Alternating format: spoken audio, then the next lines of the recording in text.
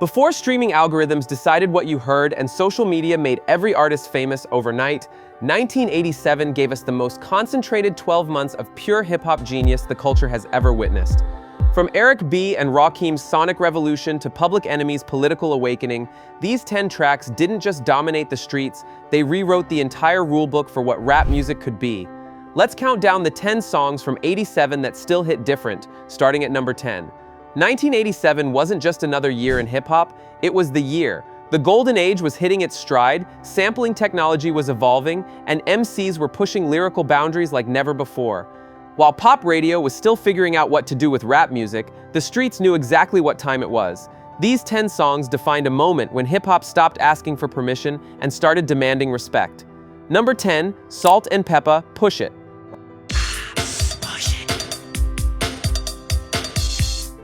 Originally released in 1986 as a B-side, Push It exploded in '87, becoming one of the most recognizable hip-hop tracks ever made. The song reportedly reached number 19 on the Billboard Hot 100, making it one of the highest-charting rap songs of the decade. What made it special wasn't just Cheryl Salt James and Sandra Peppa Denton's confident delivery, it was how they commanded space in a male-dominated genre. The minimalist beat built around that unforgettable, Push It sample from I'm Ready by Kano became a cultural phenomenon. Radio stations that refused to play rap suddenly couldn't stop spinning it. The track showed the industry that women MCs could move units and pack shows just like their male counterparts, opening doors for every female rapper who came after. Number 9. Audio 2, Top Billin.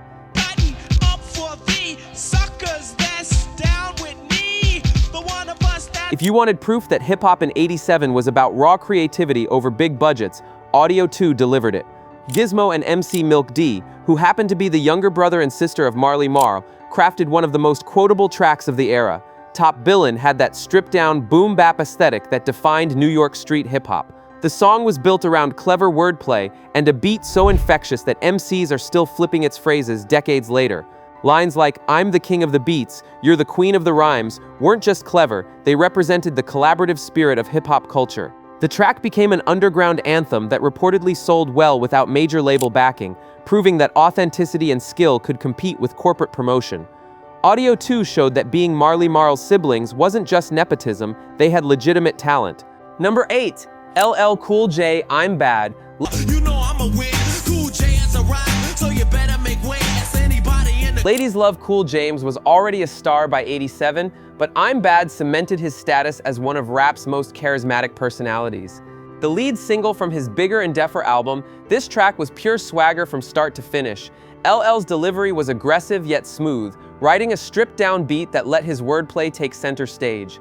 Lines like, I'm bad, you know it, I'm bad weren't arrogance, they were statements of fact backed by skill.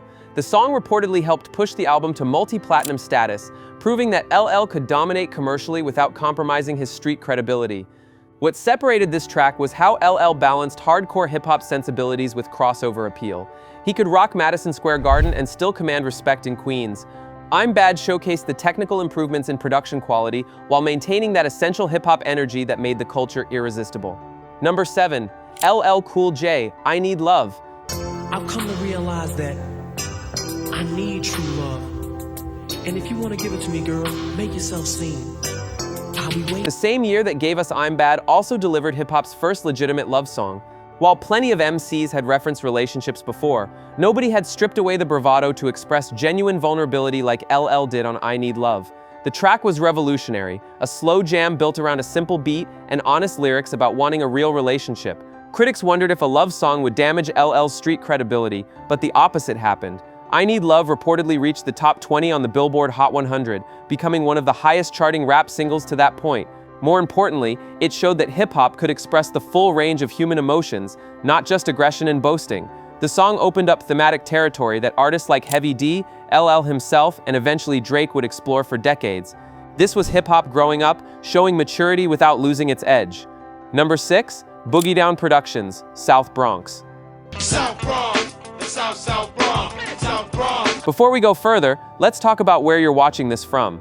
If you're feeling this journey through '87, do us a solid and hit that subscribe button. We're bringing you authentic hip-hop history every week, digging deep into the culture that changed the world. The thumbs up helps us reach more heads who need this knowledge. Now, back to the Bronx. KRS-One and DJ Scott LaRock's South Bronx was more than a song, it was a declaration of war in the legendary Bridge Wars. Released as a response to MC Shan's The Bridge, KRS-One used South Bronx to assert the Bronx's rightful place as hip-hop's birthplace. The track was built on a simple but powerful beat, with KRS-One delivering historical facts about hip-hop's origins with authority and passion. Lines recounting parties in the Bronx parks and crediting pioneers like Kool Herc weren't just rhymes, they were oral history. The song helped establish KRS-One as hip-hop's self-appointed teacher, a role he'd embraced throughout his career. Number 5. Boogie Down Productions, The Bridge Is Over. Sick and tired of this, my brother. Yo, we come out with one. If South Bronx was the warning shot, The Bridge Is Over was the knockout punch. KRS-One didn't just respond to MC Shan. He systematically dismantled the entire Juice Crew's credibility with one of the most devastating diss tracks hip-hop had ever heard. Built on a sample from Billy Joel's It's Still Rock and Roll to Me, the track was relentless. KRS-One's delivery was sharp, confident, and absolutely merciless. Lines like "Are you ready for BDP?" "Criminal-minded," "You've been blinded" became instant classics. The song wasn't just about winning a battle, it established that lyrical skill and historical knowledge mattered in hip-hop. You couldn't just make records, you had to know and respect the culture. The Bridge Is Over proved that beef could elevate the art form when it was about substance rather than just violence. The Bridge Wars pushed everyone involved to raise their lyrical game, ultimately benefiting hip-hop culture as a whole. Number 4. Public Enemy, Number 1. Chuck D and Flavor Flav burst onto the scene with their debut album Yo Bum Rush the Show, and this title track announced their arrival with revolutionary force. Public Enemy wasn't interested in party rhymes or love songs. They brought political consciousness and militant black pride to mainstream hip-hop. Public Enemy Number 1 featured the Bomb Squad's dense, layered production that sounded like nothing else on radio.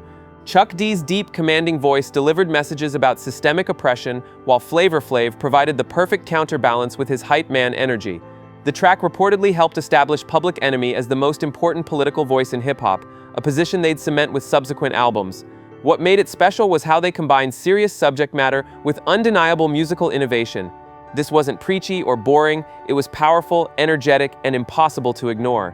Public Enemy showed that hip-hop could be both entertaining and educational, fun and fundamentally revolutionary. Number 3. Eric B. and Rakim, I Ain't No Joke. I ain't no joke. I used to let the mic smoke. Now I slam it when The opening track from Paid in Full immediately established a new standard for technical excellence in MCing. Rakim's delivery on this track was a masterclass in breath control, internal rhyme schemes, and complex wordplay. Lines like "I hold the microphone like a grudge" weren't just clever, they demonstrated a level of craftsmanship that separated Rakim from everyone else. Eric B's production was equally revolutionary, flipping samples in ways that created a hypnotic, jazz-influenced soundscape. The track became a blueprint for what would later be called lyrical or conscious hip-hop, proving that technical skill could coexist with street credibility. Rakim wasn't dumbing down his vocabulary or simplifying his rhyme patterns for commercial appeal. I Ain't No Joke demanded that listeners level up their understanding. This was hip-hop as high art, accessible but never pandering. MCs around the world heard this track and realized they needed to improve their craft or get left behind. Number 2. Eric B. and Rakim, Paid in Full. that's the plan. The title track from what many consider hip-hop's greatest album deserves its legendary status. Paid in Full wasn't just a song, it was a philosophical statement about success, artistic integrity, and the value of one's craft. Rakim's opening line, "Thinking of a master plan," captured the aspirational energy of hip-hop culture. This was about more than getting rich, it was about being compensated fairly for your talent and maintaining creative control. Eric B's production, built primarily around a sample from Dennis Edwards' Don't Look Any Further, created a smooth, sophisticated sound that proved hip-hop could be both street and stylish. The track reportedly became one of the most sampled and referenced songs in hip-hop history.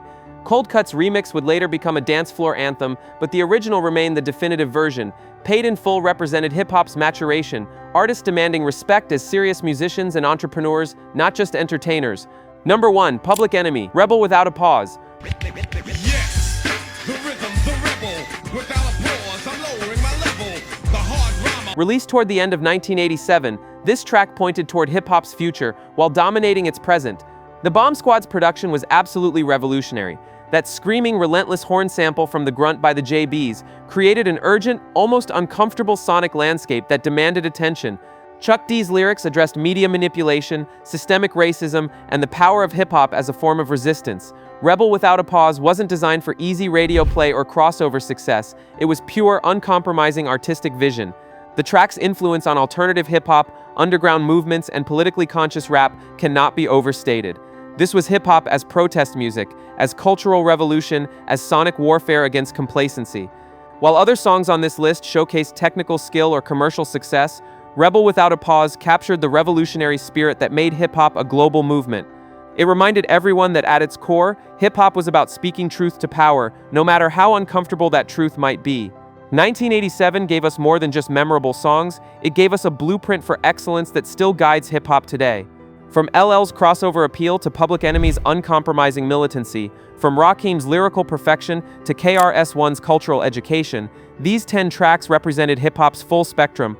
If this journey through 87 brought back memories or taught you something new, show some love with a like and drop a comment telling us which 87 track changed your life. Subscribe to Hip Hop Legends Archives because we're diving deep into the culture every single week, bringing you the stories and songs that built this movement from the ground up. These weren't just songs, they were statements, revolutions, and time capsules all pressed into vinyl.